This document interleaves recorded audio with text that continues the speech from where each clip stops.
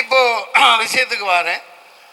அதாவது இப்போ நம்ம கோரிக்கை என்னன்னா, உயர்நீதிமன்றத்தில் தமிழிலும் வாதாடலாம் இல்லையா, ஆங்கிலத்தில் வாதாடக்கூடாதுன்னு இல்லை இல்லையா, அதான் அது பாயிண்ட். இது ரொம்ப ரொம்ப சுலபமாக போச்சு. ஏன்னா உண்மையிலேயே நான் வட இந்தியா முழுக்க சுத்தினவன். இங்கே பல பத்திரிகைகள் எடுத்துகிட்டு இருக்கீங்க, எடுங்க தெரியும். அங்கே உள்ள பல அறிஞர் பெருமக்களுக்கு ஐலாண்டுன்னு சொல்ல மாட்டாங்க, ஐஸ்லாண்டுமாங்க. அதாவது அந்த மாதிரி தான் அவங்களோட குட்டு, வெரி குட்டு, இந்த மாதிரி பேசுவாங்க. அதாவது உண்மையில் சொல்லப்போனால் நல்லா யோசிச்சு பாருங்கள், சில விஷயங்கள் இருக்குது. நம்ம இந்தியை எதிர்த்து ஆங்கிலம் இருக்கணும்னு போராடி நூற்றுக்கணக்கான பேர் திராவிட முன்னேற்ற கழகம் மற்றும் தமிழாங்க எத்தனையோ பேர் தியாகம் பண்ண இது நம்ம வழி. பாரம்பரியம் மிக்க 35, 38, 45, 65, 86 இவ்வளோ பேர் பலி கொடுத்து வந்திருக்கிறோம்.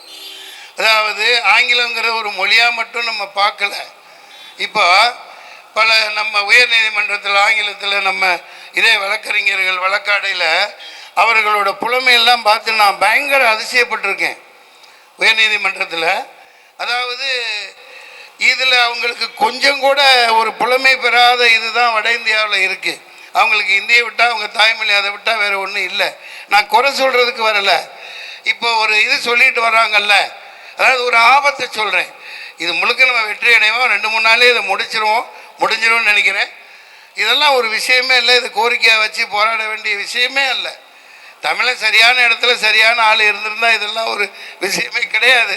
பரவாயில்ல, இனி இருப்பாங்க, அந்த உணர்வை எடுத்துக்குவாங்க. இப்போ அதை சொல்ல வந்த விஷயத்துக்கு சொல்கிறேன்.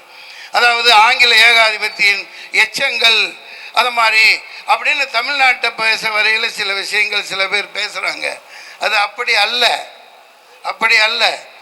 நம்ம இவங்க 5 வருஷம், அதுக்கப்புறம் 5 வருஷம், இவ்வளோ வருஷம் இந்த வழக்குரைஞர்கள் நம்ம தமிழ்நாட்டில் எப்படி இப்போ என் பொண்ணு பிபிஎல் ஆனர்ஸ் பண்ணியிருக்காங்க. இதில் கஷ்டப்பட்டு மெரிட்டில் அம்பேத்கர் யூனிவர்சிட்டியில் லைலா அலிகான் பாஸ் பண்ணியிருக்காங்க. இவ்வளோ கஷ்டப்பட்டு எழுதுகிறோம். உத்தரப்பிரதேசில் பார்த்துருப்பீங்க, வீடியோவில் வருது. புக்கை பார்த்து கோனார் தமிழ் உரை மாதிரி ஆன்சர் புக்கு கையில் கொடுத்துட்றான். எல்லா ரூம்லேயும் உட்காந்து யார் லாஸ்ட் ஸ்டூடெண்ட்டு என்னப்பா இது, எந்த எக்ஸாம் இதா இபி